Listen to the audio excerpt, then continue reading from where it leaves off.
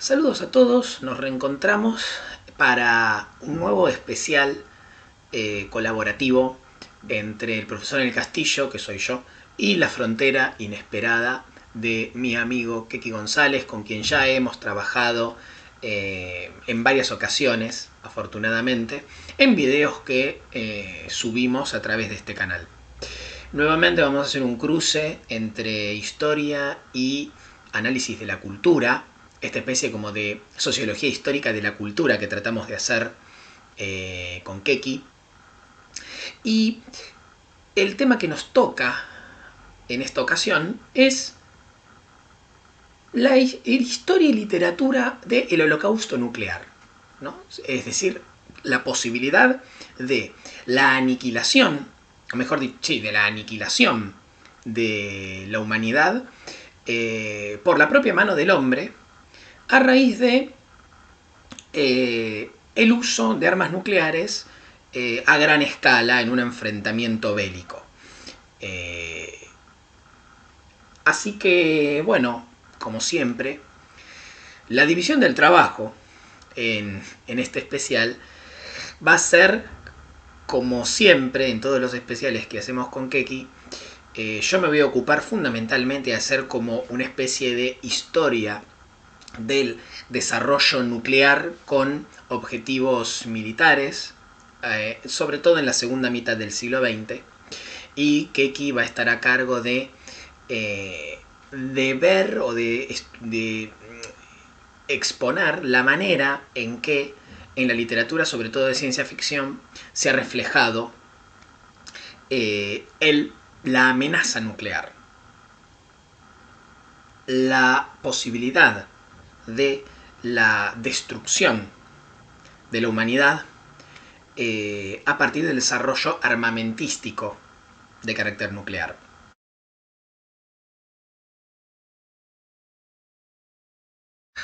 Esta primera parte la podríamos titular Los orígenes fríos de esta breve historia internacional de las armas nucleares. Y tiene su comienzo en el Proyecto Manhattan. El Proyecto Manhattan fue un proyecto de investigación y desarrollo llevado a cabo por los Estados Unidos con el apoyo del Reino Unido y Canadá entre 1942 y 46, coincidiendo por supuesto con la Segunda Guerra Mundial. El primer ensayo fue la prueba Trinity, ¿no? Otras dos bombas, que son Little Boy y Fat Man, producto final de todo este proceso de desarrollo e investigación, fueron las que serían utilizadas poco después de la prueba Trinity en los bombardeos atómicos de Hiroshima y Nagasaki. Única oportunidad, y esto hay que llamar la atención seriamente con respecto a esto, única oportunidad en toda la historia en que se utilizó armamento nuclear en un conflicto militar con el agravante de que fue en contra de población civil, no de objetivos militares, con un aproximado de entre 200 y 250.000 víctimas fatales, sin contar la cantidad de afectados por la radiación, condenados por supuesto a una expectativa de vida mucho más corta, sin hablar de las tremendas deformaciones causadas por las quemaduras y la radiación, todo lo que más o menos se sabe con respecto a lo que pueden ser las consecuencias de un incidente nuclear, en este caso un ataque. Fue la única ocasión en que esto sucedió y lo hizo Estados Unidos. Esto es muy importante para tener en cuenta toda la historia posterior y también en parte la actualidad del problema. En los años inmediatamente posteriores a la Segunda Guerra Mundial, que recordemos termina en 1945, el proyecto Manhattan continuó y llevó a cabo varias pruebas de armamento en el atolón, que es como se llama, como un grupo de, digamos, como una especie de un tipo de archipiélago, en el atolón Bikini, llamado Operación Crossroads, que promocionó el desarrollo de una red de una red de laboratorios nacionales, apoyó la investigación médica sobre radiología y cimentó las bases del arsenal nuclear estadounidense. O sea, esto fue como la continuidad del proyecto Manhattan. Un detalle, ¿no? La bikini, o sea, la prenda de playa bikini, se llama así como un recordatorio o con motivo de los ensayos nucleares hechos en el archipiélago Bikini, ¿no? Y esta asignación del carácter de explosivo a la prenda tiene que ver con eso, ¿no? Algo que uno se pone a pensar y es bastante desafortunado, pero bueno. El proyecto Manhattan culminó con la formación de la Comisión de Energía Atómica de los Estados Unidos en 1947, es decir, con su institucionalización. O sea, de ser un proyecto, alcanzó un nivel de desarrollo que llevó a formalizarlo. Ahora, posteriormente, en realidad no, sí, posteriormente y un poco simultáneamente, tenemos todo lo que tuvo que ver con el despliegue del programa nuclear soviético. Al terminar la Segunda Guerra Mundial, el programa soviético comenzó un acelerado proceso de avance tras las primeras investigaciones en energía nuclear a fines de la década del 30. O sea, las primeras experiencias o investigaciones en la Unión Soviética con respecto a lo que tenía que ver con tecnología nuclear se hicieron ya a fines de los 30 y a fines de los 40, ya también en un contexto de escalada del naciente conflicto que denominamos Guerra Fría entre las dos superpotencias emergentes de la Segunda Guerra Mundial, que son Estados Unidos y la Unión Soviética, el régimen estalinista pone a cargo de dirigir el proyecto a Laurenti Beria. Recordemos que Laurenti Beria era como el ministro a cargo de todo lo que tenía que ver con seguridad interior, inteligencia interna y externa y por supuesto la tremenda represión que caracterizó al estalinismo a fines de los 30 y durante los 40. La parte técnica quedó a cargo de Igor Kurchatov, que está considerado como el gran pionero del desarrollo nuclear soviético y un auténtico genio en su época. En 1946 se puso en funcionamiento el primer reactor nuclear soviético, con lo cual se obtuvo el plutonio necesario para poder crear en algún momento una bomba nuclear, cosa que sucedió relativamente rápido. Los soviéticos lograron acceder a información del proyecto Manhattan y así terminaron consiguiendo su primer bomba atómica, una réplica exacta de la bomba Fat Man, y que fue llamada RDS-1 y que detonaron con éxito en 1949. Ahora, obviamente a medida que la Guerra Fría se intensificó también la acumulación de arsenales por vos y todo lo que tiene que ver con el desarrollo para la defensa por parte de las dos superpotencias. Esto, o sea, la escalada no fue solo discursiva, tuvo su correlato en un desarrollo militar.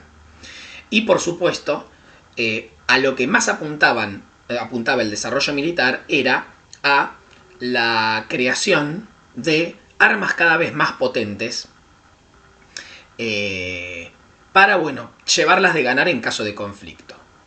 El problema es que en la medida en que los dos hicieron esto, y los dos fueron subiendo el techo de potencia destructiva cada vez más, en un momento determinado se alcanzó lo que pasó a ser conocido como la destrucción mutua asegurada, cuya sigla en inglés es MAD, que en inglés significa loco o demente, curiosamente.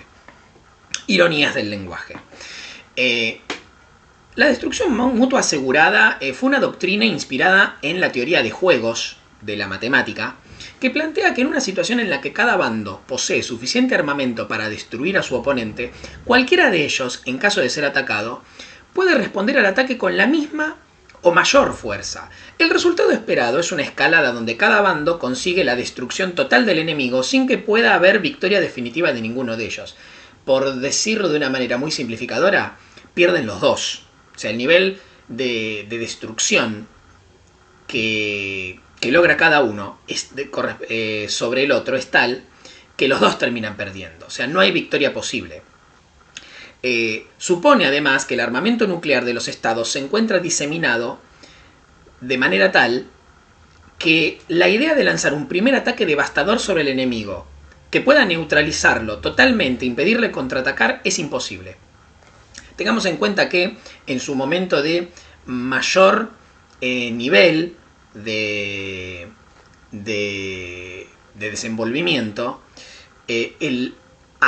la tecnología nuclear de tipo militar, tanto de la Unión Soviética como de Estados Unidos, no consistía solamente en misiles de corto alcance, sino que también se lograron los llamados misiles de largo alcance o misiles intercontinentales.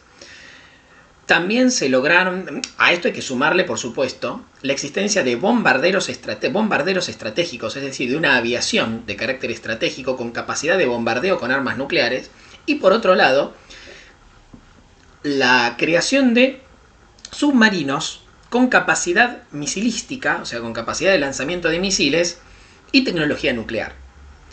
O sea que, para sintetizar, la doctrina de la destrucción mutua asegurada lo que decía es que, básicamente, el nivel de acumulación de arsenales nucleares y por lo tanto de capacidad de destrucción por parte de los contendientes había llegado a un nivel tal que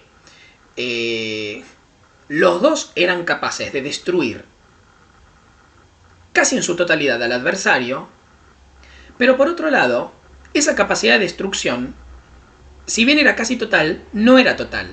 De manera tal que por muy fulminante que fuera el ataque que vos podés lanzar, ese ataque no era capaz de invalidar totalmente al adversario. Siempre le iba a quedar una capacidad de contraataque suficiente, a su vez, para incapacitarte a vos. Por eso, si bien los dos podían destruir casi en su totalidad al adversario, no lo podían hacer en la medida suficiente para evitar quedar destruidos ellos mismos. Pierden los dos. Estados Unidos y la Unión Soviética se estima que alcanzaron la capacidad de destrucción mutua asegurada a principios de los años 70, aunque ya estaba bastante avanzada en los 60. Curiosamente, paradójicamente, muchos analistas sostienen que la competencia acumulativa de arsenales nucleares en los años 50 y 60 tuvo como consecuencia que ninguno de los antagonistas, más allá de las amenazas discursivas y de la creciente hostilidad retórica, ninguno de los dos se animó nunca a realizar el primer ataque. De ahí también que la Guerra Fría tenga esa denominación. Efectivamente, Estados Unidos y la Unión Soviética nunca se enfrentaron directamente entre sí. Tuvieron un par de ocasiones donde el nivel de tensión estuvo muy cerca de desencadenar un conflicto directo, pero finalmente nunca sucedió. Todos los conflictos fueron indirectos, en otros escenarios y utilizando a distintos aliados, que son los que terminaron pagando los costos. Pero nunca hubo un enfrentamiento directo, y mucho tuvo que ver este nivel de desarrollo armamentístico y en particular el nuclear y el alcance de la destrucción mutua asegurada. Los dos eran conscientes de que si atacaban al otro podían terminar siendo destruidos ellos mismos, de manera tal que nunca dieron el paso definitivo hacia un enfrentamiento directo. En la actualidad, y como consecuencia de los diversos acuerdos de desarme que caracterizaron el final de la Guerra Fría y su posguerra, y que van a ocupar la segunda parte de este informe, mi parte de este informe, la capacidad de las principales potencias cayó por debajo de la destrucción mutua asegurada, por lo menos es lo que estiman los especialistas, aunque cabe sospechar si esto es así en el caso de los Estados Unidos, que nunca cesó en su desarrollo tecnológico con objetivos militares y de quien vale la pena sospechar en cuanto al nivel de veracidad de la información que concede. Sobre todo teniendo en cuenta que cualquier excusa para los Estados Unidos es buena para evitar el acceso a la información por cuestiones de seguridad del Estado y defensa nacional. Estamos hablando de destrucción mutua asegurada, Guerra Fría, y en este sentido, tal como lo adelantaba Nicolás, podemos hilar algunos cuentos, en este caso 3 cuentos, de toda la gran dimensión que hubo de literatura de ciencia ficción que trató el problema nuclear y la destrucción por medio de la Tercera Guerra Mundial y el uso de la energía atómica, las bombas atómicas, vamos a tomar 3 cuentos. El primero, los 3 cuentos son justamente de los 50.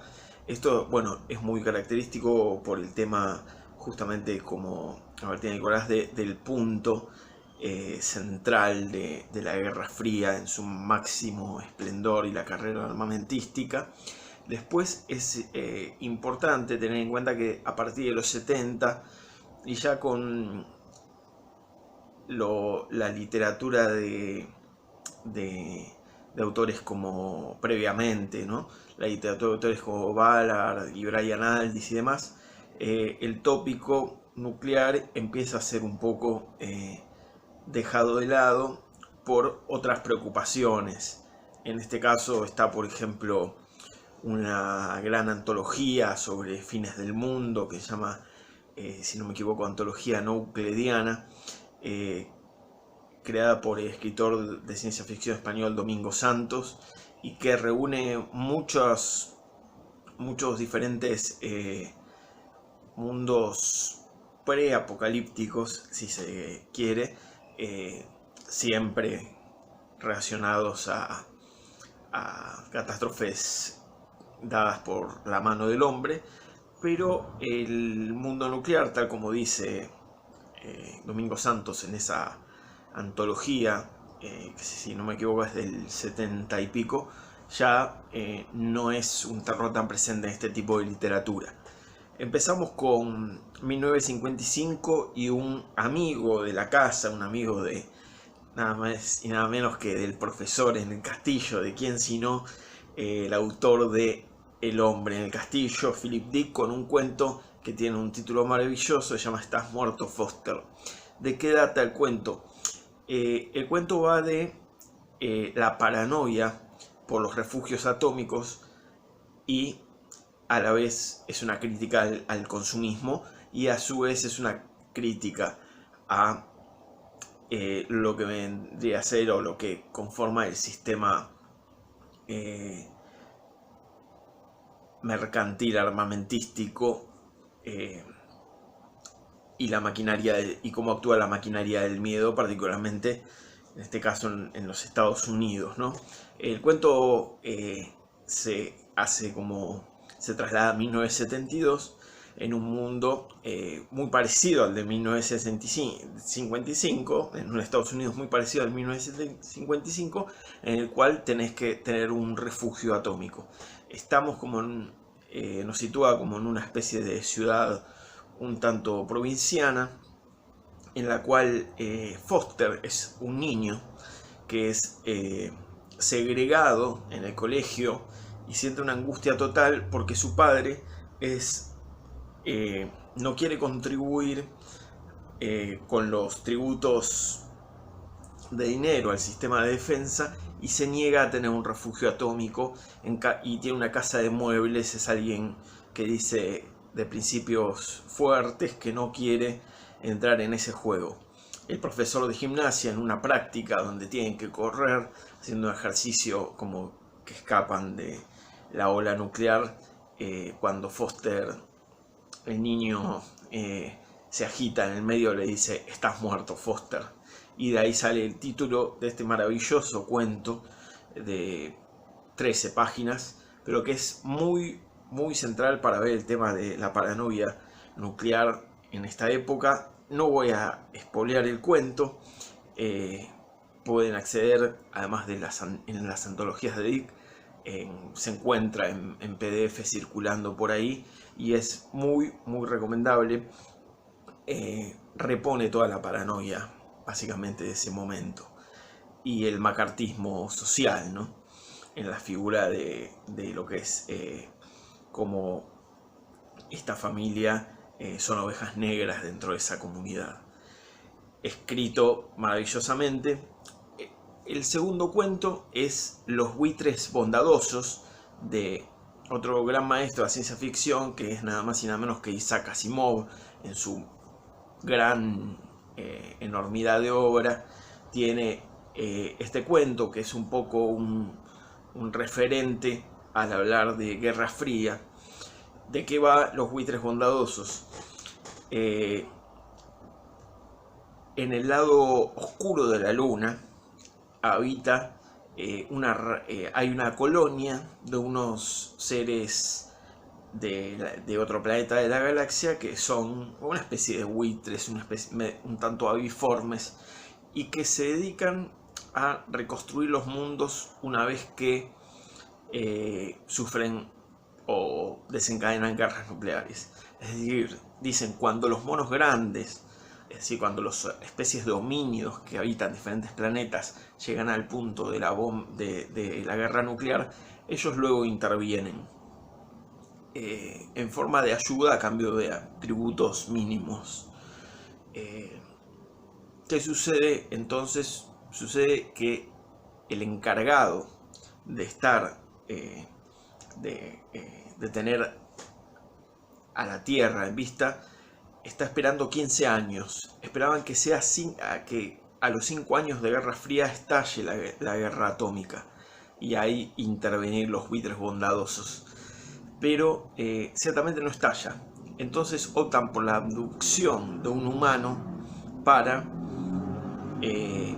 tratar de poder desentrañar la lógica en la que piensan los humanos y ver qué está sucediendo. Dilema moral mediante, si ellos fuerzan o no el desencadenar de la Tercera Guerra Mundial. El encuentro con el humano claramente va contra todo pronóstico, no a cambiar al humano, sino a cambiar a los buitres bondadosos, a esta especie de extraterrestres aviformes que, y es muy interesante, Asimov dice, empezaron a circular por el mundo después de las bombas nucleares, es decir, coincidiría con lo que son los famosos fenómenos ovni de Roswell y los que antecedieron, los Foo Fighters y otras, y todo el auge del cine y la imaginación, así como el auge de la ufología en sí como estudio. Esas son las dos primeras recomendaciones.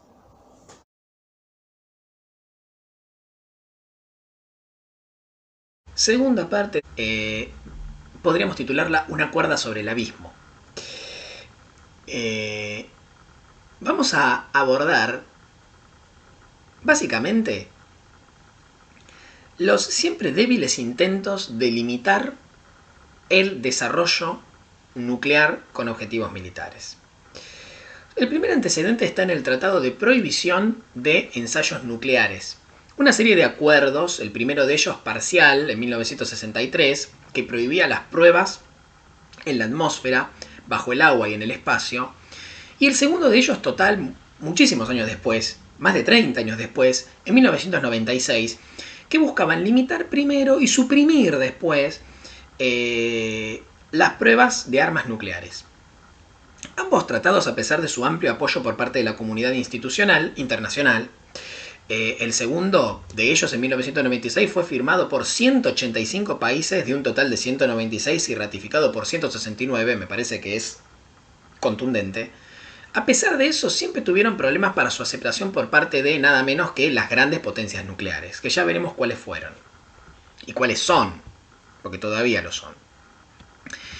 Pero bueno, esto es como el primer antecedente, ¿no? En la década del 60 y que se completó en los 90.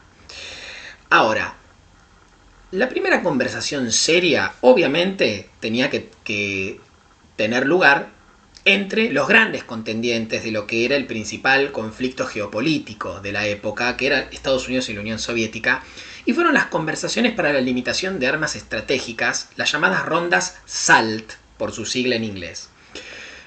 Una vez alcanzada la destrucción mutua asegurada en la década del 70, las grandes potencias iniciaron un camino de diálogo con el fin de desandar la trayectoria armamentística que los había colocado en la posición de suma cero y poder mantener un equilibrio disuasorio.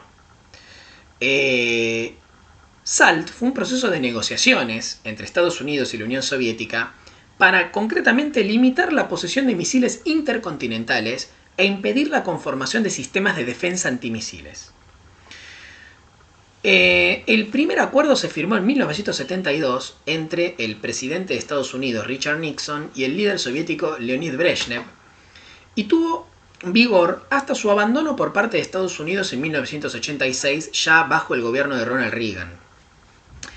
La primera ronda de acuerdos SALT fue entre 1969 y 1972, y la segunda ronda de conversaciones, que nunca fue ratificada por Estados Unidos debido a la invasión soviética de Afganistán, se dio entre 1972 y 1979. Siguió a esto la llamada Guerra de las Galaxias. Este es un episodio un poquito excéntrico de toda esta historia, porque durante la presidencia de Ronald Reagan, republicano, neoconservador, parte de esta ofensiva neoconservadora de la década del 80, Estados Unidos intentó romper con los postulados de la doctrina de la destrucción mutua asegurada a partir de un proyecto de sistema de plataformas espaciales armadas con dispositivos capaces de anular cualquier contraataque enemigo en caso de conflicto. Esto supuso un cambio de enfoque en lo que hasta ese momento se concebía como la posible guerra nuclear, ya que siempre se había considerado que la estrategia era aumentar cada vez más la cantidad y contundencia del ataque con bombas. Esto era un nuevo concepto, ¿no? Consistente en, potenciar al máximo la capacidad de defensa. O sea, de poder quebrar la idea de destrucción mutua asegurada, para así poder estar en condiciones de asestar el golpe letal al adversario.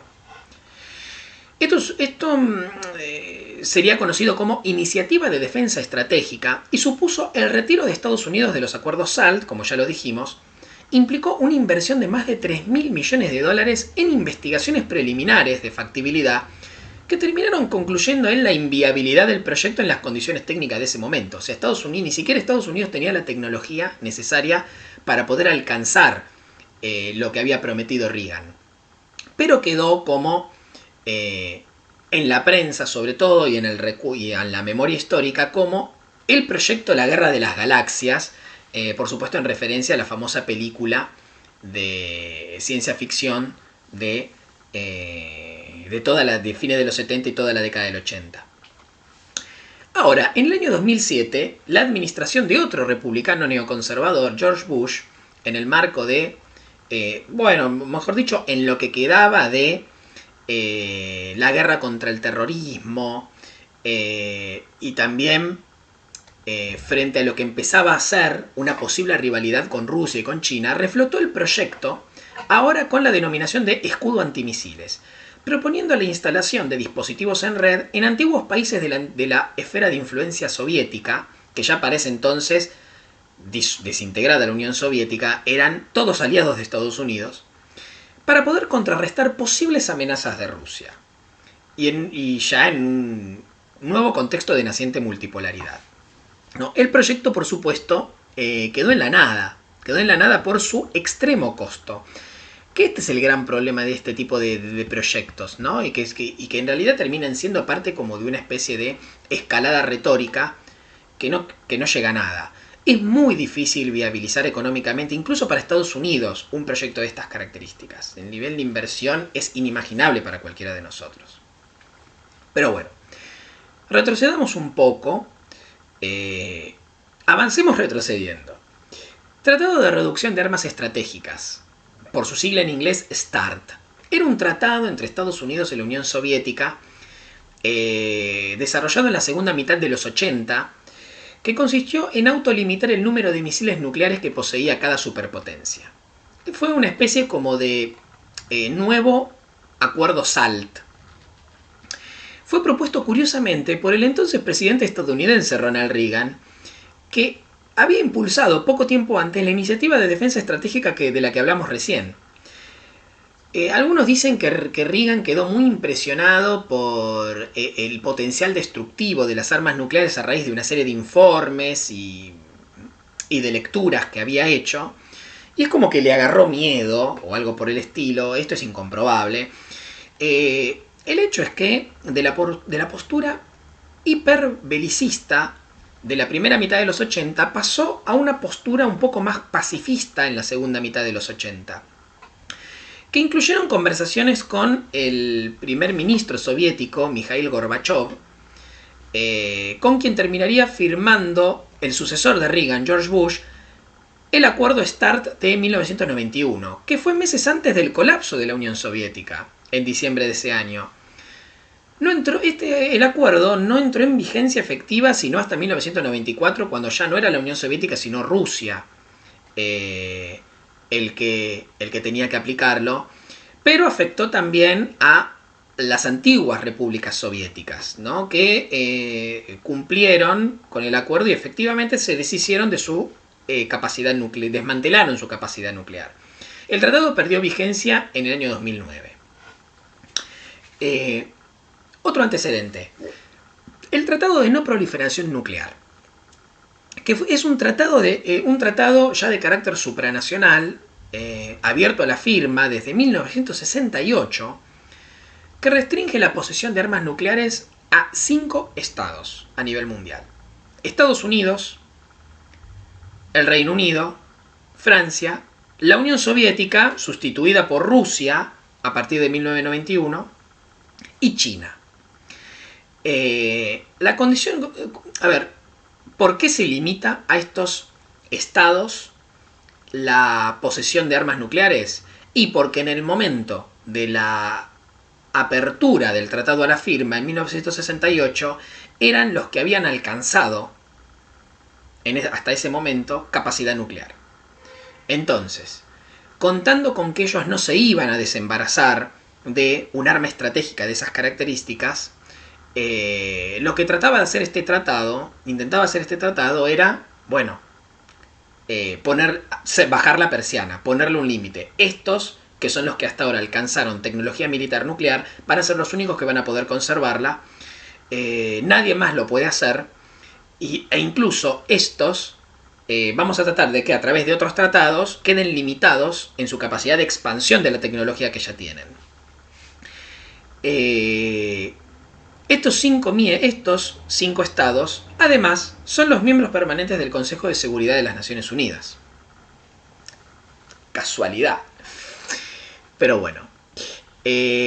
Cuando hablamos de los tratados complementarios al Tratado de No Proliferación, tenemos que mencionar el Tratado sobre la Prohibición de Armas Nucleares, que es el único último gran acuerdo internacional en relación a armamento nuclear.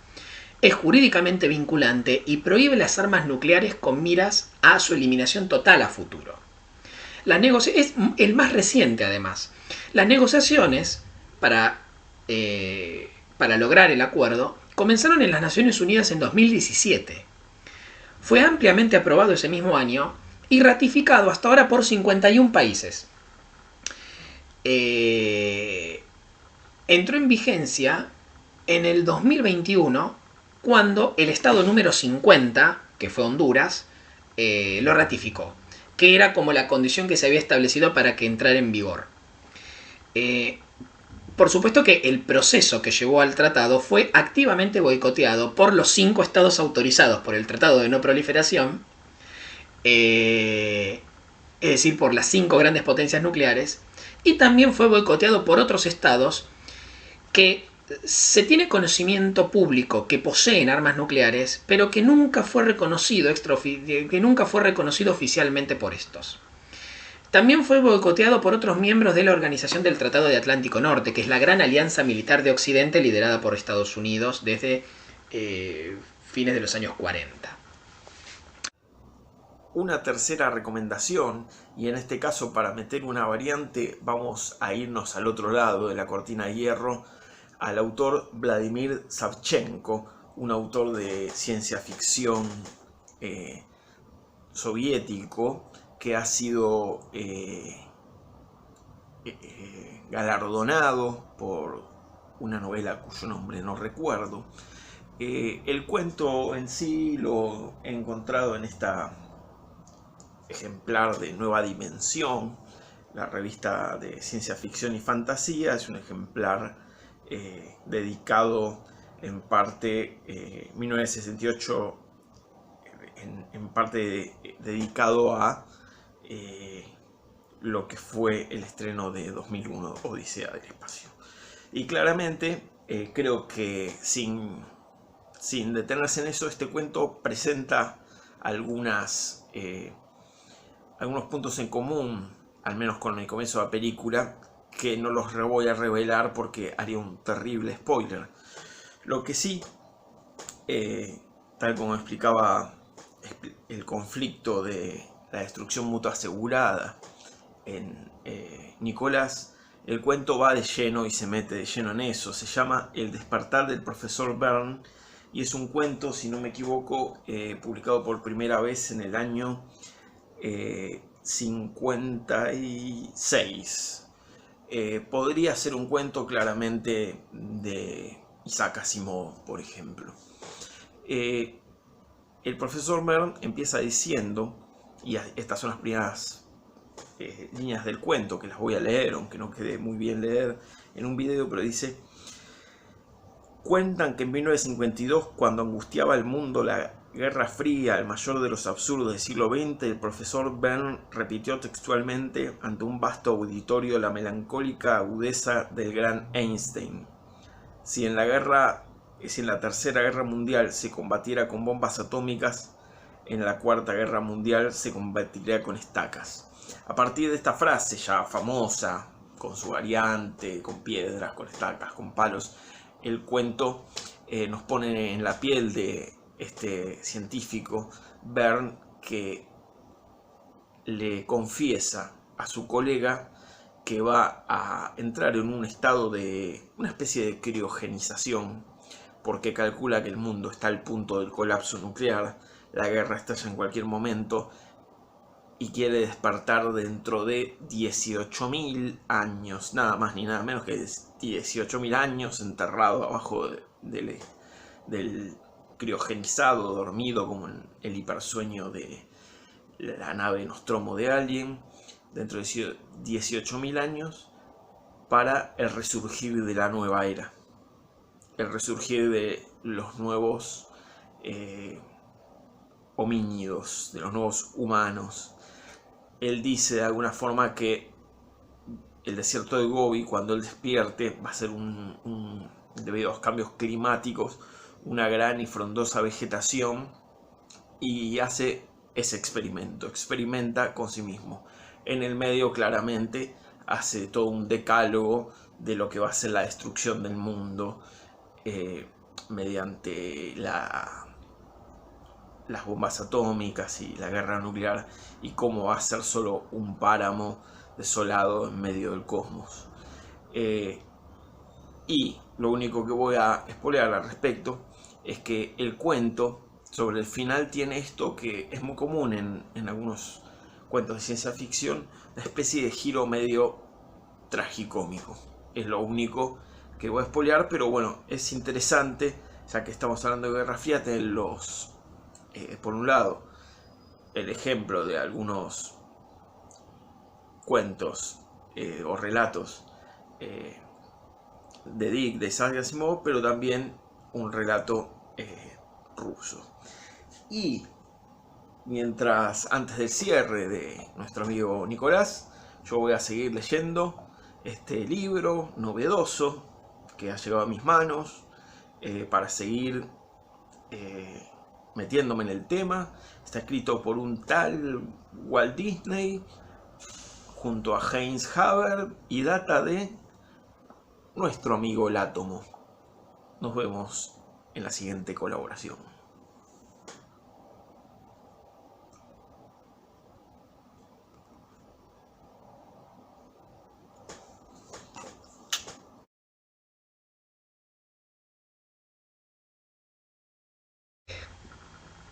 Podríamos llamar a esta tercera parte Yo también, porque vamos a hacer referencia, mención a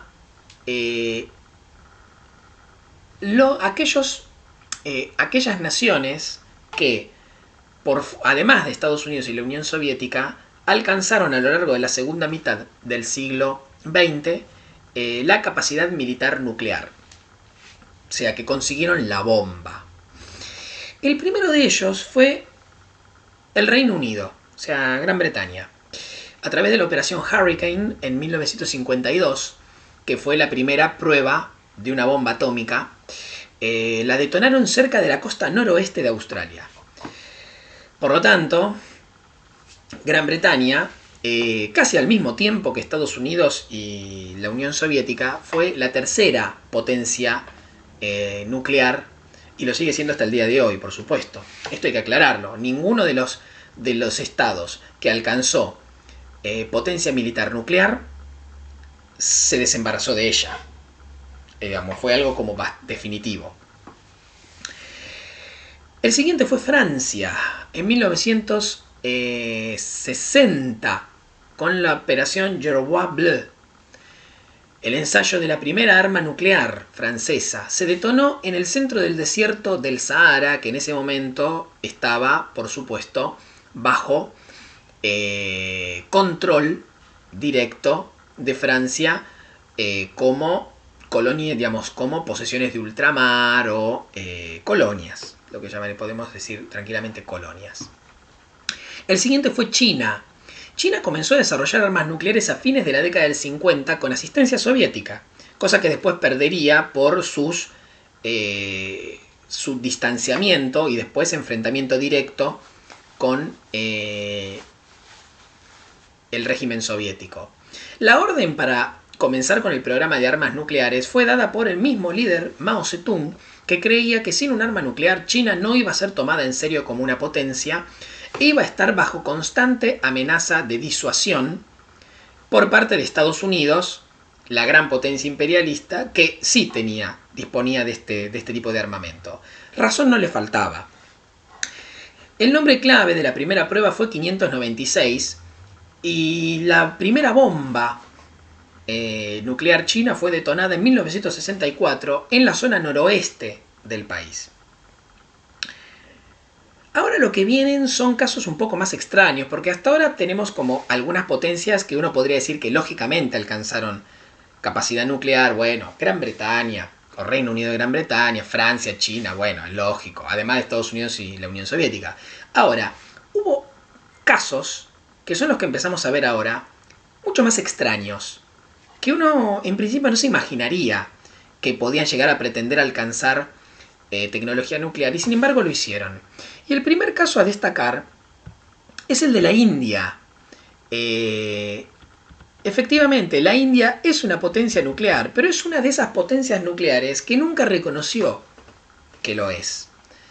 Pero todo el mundo sabe, porque esto es una situación también.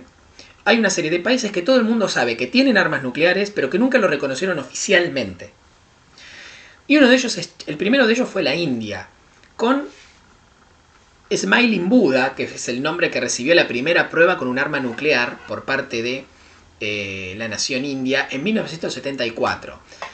Los ensayos, las investigaciones comenzaron en 1972, cuando la primera ministra Indira Gandhi dio autorización a los científicos del Centro de Investigación Atómico BABA para que produjeran el dispositivo nuclear que ya tenían diseñado, con una clara voluntad de fortalecer su posición frente a Pakistán, que era el habitual contendiente militar de la India en esa época y se podría decir que uno de los principales hasta el día de hoy, pero también frente a la ascendente China, que hoy es quizás la mayor amenaza que tiene en la región la India.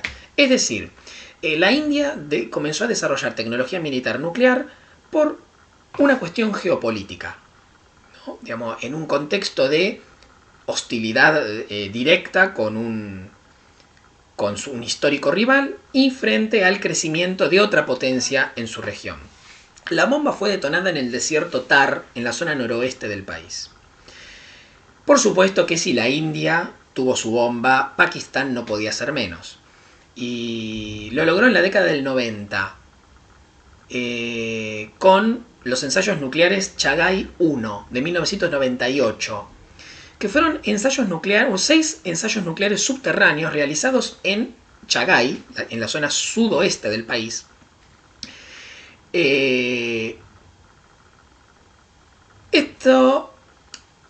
esto fue como el ensayo final, la detonación, o sea, el punto de llegada, pero el programa nuclear de Pakistán empezó en los años 70, impulsado por el presidente de ese momento, Zulfikar Ali Bhutto, padre de una posterior primer ministro de la década más del 90 y de los 2000, y lo hizo, por supuesto, en el contexto de enfrentamiento con la India, que tuvo dos guerras consecutivas, la Guerra de Liberación de Bangladesh y la Guerra Indo-Pakistaní, ambos en 1971, y ambas derrotas de Pakistán. Lo que, por supuesto, convenció a la dirigencia política del país de la necesidad de contar con una capacidad militar que disuadiera a la India de cualquier nuevo ataque. Esa convicción, por supuesto, se vio fortalecida por el hecho de que la India logró armamento nuclear en el año 74, como vimos recién. Y las investigaciones alcanzaron su fin a fines de la década del 90. Ahora vamos con uno de los casos, uno de los grandes misterios de esta historia de las armas nucleares, que es el llamado incidente Vela. El incidente Vela fue la posible detección, nunca oficialmente confirmada, en el año 1979 de una prueba nuclear por parte de un satélite del proyecto Vela, que era un sistema de vigilancia satelital que era parte del seguimiento del Tratado sobre Ensayos con Explosiones Nucleares de 1963. O sea, había como un dispositivo satelital que detectaba, que era capaz de detectar movimientos sísmicos, pero relacionados con movimientos sísmicos, entre otros indicadores. Era capaz de medir y detectar a través de una serie de indicadores si había tenido lugar un ensayo nuclear, un ensayo con armas nucleares. Esto era el proyecto Vela, tenía este dispositivo satelital, y el incidente Vela es como el único posible ensayo nuclear detectado por este proyecto y que nunca fue reconocido. La hipótesis principal es que sobre este incidente es que hubo efectivamente un ensayo nuclear y que este ensayo nuclear fue resultado de una prueba conjunta entre Sudáfrica e Israel. La confidencialidad del hecho por parte de los involucrados, por supuesto, obedecería a su intención de esquivar los tratados internacionales que impedían el desarrollo nuclear con fines militares por parte de nuevos estados, que ya mencionamos antes. ¿Cuál podía ser la motivación de cada uno en particular? Bueno, en el caso de Israel, Israel quería probar su propio desarrollo nuclear en la materia, o su propio desarrollo militar en la materia, ante la imposibilidad política y fáctica de hacerlo en su propio territorio. Israel no dispone de un territorio que le permita hacer pruebas nucleares sin que esto conlleve un gran riesgo para su población. Y por su parte, Sudáfrica quería hacerse con una capacidad militar que consolidara el proyecto hegemónico que tenía en ese momento Sudáfrica para todo lo que era África del Sur. Y que además le permitiera romper el aislamiento internacional que sufría como consecuencia del sistema de segregación racial apartheid. Entonces, por mutua conveniencia, Israel habría prestado la asistencia técnica y una parte del financiamiento, y Sudáfrica prestó como el espacio y además se dispuso a colaborar, etc. Pero ninguno de los dos reconoció jamás el hecho. De todos modos, hasta el día de hoy, prácticamente, digamos, está casi confirmado que Israel tiene efectivamente armas nucleares. No Sudáfrica, sino Israel. Bueno, los dos casos más recientes, donde se sospecha la intención o que efectivamente se dispone ya de un arsenal nuclear, son Corea del Norte e Irán. Las sospechas con respecto a Corea del Norte, en realidad las sospechas no, la confirmación en el caso de Corea del Norte se dio en el año 2006 cuando el propio régimen norcoreano anunció que había llevado a cabo con éxito su primera prueba nuclear. O sea, ellos mismos dijeron, lo logramos, lo logramos. Lo logramos, etcétera, tenemos ya capacidad nuclear. Desde entonces se detectaron posibles nuevos ensayos nucleares, eso sí, nunca confirmados, en el mismo territorio norcoreano. Y regularmente el gobierno norcoreano realiza pruebas de misiles de largo alcance. Solo misiles, o sea, de capacidad misilística. Con esto, por supuesto, Corea del Norte genera siempre presiones sobre la comunidad internacional para conseguir sobre todo ayuda alimentaria y relajamiento o reducción de sanciones económicas. El caso de Irán, que es el más polémico, porque Occidente hace una afirmación que Irán niega rotundamente. Irán tiene un programa nuclear, pero lo que sostiene Irán es que ese programa nuclear es con fines pacíficos, fundamentalmente energéticos. Y por supuesto, Occidente, que tiene una histórica hostilidad hacia Irán desde la Revolución Islámica de 1979, encabezado por supuesto por Estados Unidos, esta animadversión, Occidente afirma, no, Irán está llevando adelante este programa nuclear para conseguir la bomba. Y con eso poder generar presiones sobre todo sobre Israel, gran enemigo de la zona.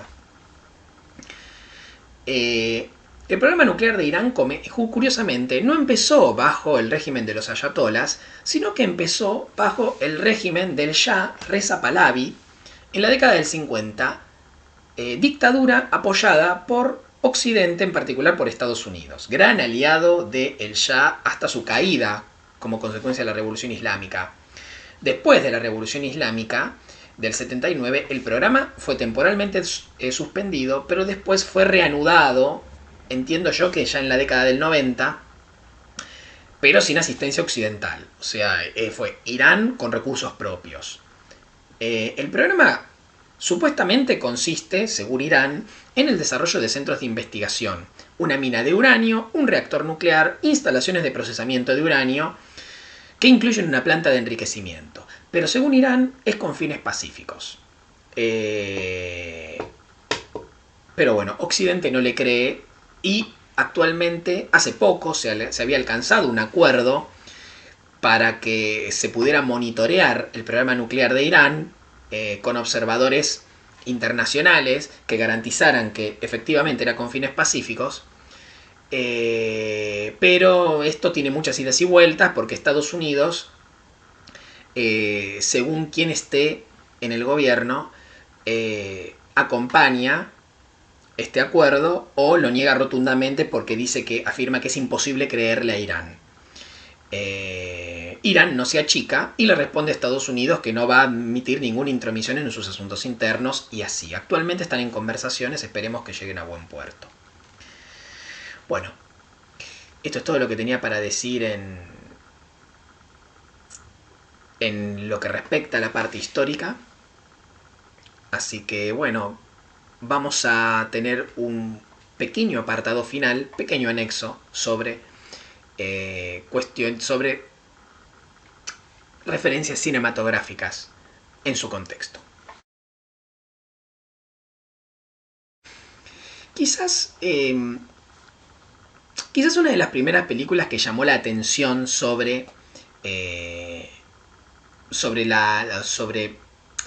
todo de la destrucción mutua asegurada, la tensión existente y la destrucción mutua asegurada, es quizás una de las mejores, Doctor Strangelove, de Stanley Kubrick, de la década de mediados de los 60.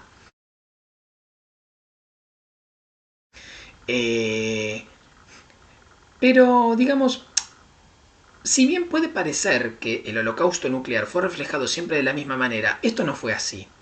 Hay como una primera parte, sobre todo en la década del 60 y en parte en los 70, en que el holocausto nuclear fue eh, fue,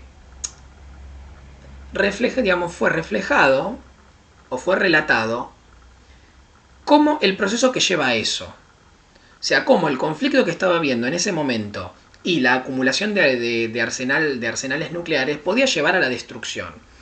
¿Y cómo podía ser el proceso que llevara a esa destrucción? ¿Qué es lo que refleja Doctor Strangelove? Pero lo que no se ve es qué es lo que va a venir después de eso.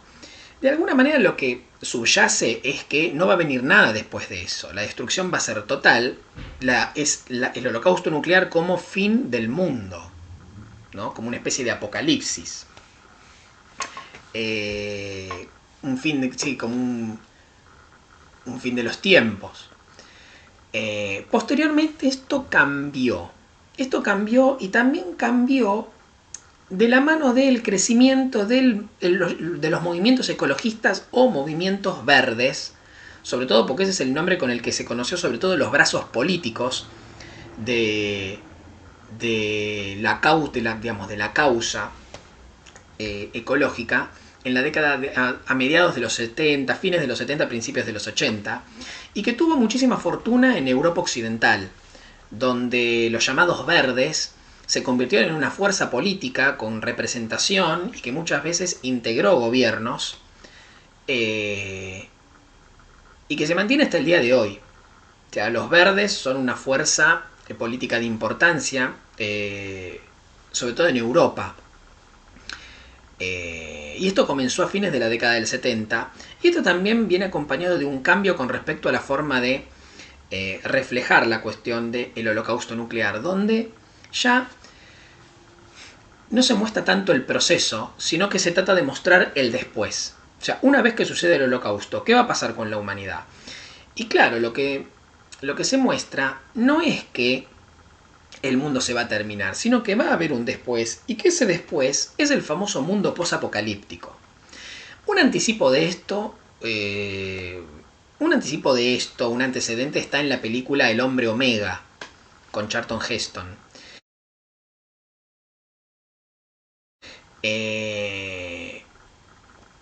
Estamos hablando siempre en el cine, ¿no? En la literatura fue diferente, pero de eso se ocupa Keki. Ahora, me parece que quizás la película que instala el concepto de mundo posapocalíptico y que va a generar una estética que hasta el día de hoy se repite una y otra vez, aunque ya el mundo posapocalíptico no se plantea a partir de un holocausto nuclear, es la película Mad Max de principios de los 80. Con la película Mad Max, que es parte de una trilogía, y hace poco hubo como una nueva película, lo que plantea es, bueno, a partir de lo que entendemos que fue un holocausto nuclear, cómo la sociedad, cómo el orden social se desintegra, y lo que tenemos es una especie de gran retroceso civilizatorio a un estado prácticamente de barbarie. Conforme los viejos cánones positivistas del siglo XIX, ¿no? Esta idea de que la sociedad retrocede de la civilización a una barbarie y que esto viene acompañado de una serie de elementos estéticos como por ejemplo una vestimenta que combina el punk con lo tribal. Estas cosas acá se ve mucho también de la visión de Occidente y de una serie de prejuicios que perviven en Occidente, ¿no? Junto con una visión conservadora de la sociedad y de la marginalidad. Pero estos son como algunos de los grandes hitos, porque ya en la década del 90, con el fin de la Guerra Fría, con los distintos tratados internacionales y también en su momento con el nuevo orden mundial liderado por los Estados Unidos en los 90, ya la amenaza nuclear se reduce considerablemente como preocupación y pasan a aparecer otras preocupaciones ya relacionadas en ese momento, por ejemplo, con la posibilidad de brotes epidémicos devastadores. pero ya no con un conflicto militar que a partir del uso de armas nucleares pudiera poner fin a la humanidad. Eso ya ya prácticamente no va a aparecer. Si apareció fue como una especie de remanente de época, pero ya no. Van a aparecer otras preocupaciones.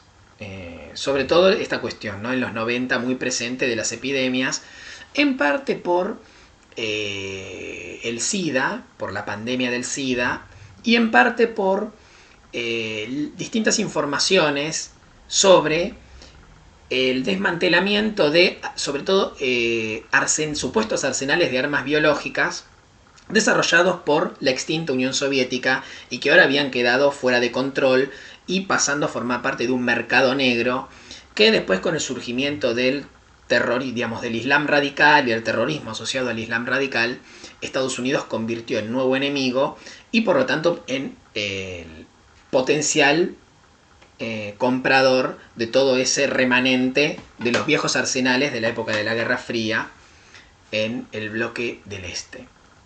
Pero bueno, ya prácticamente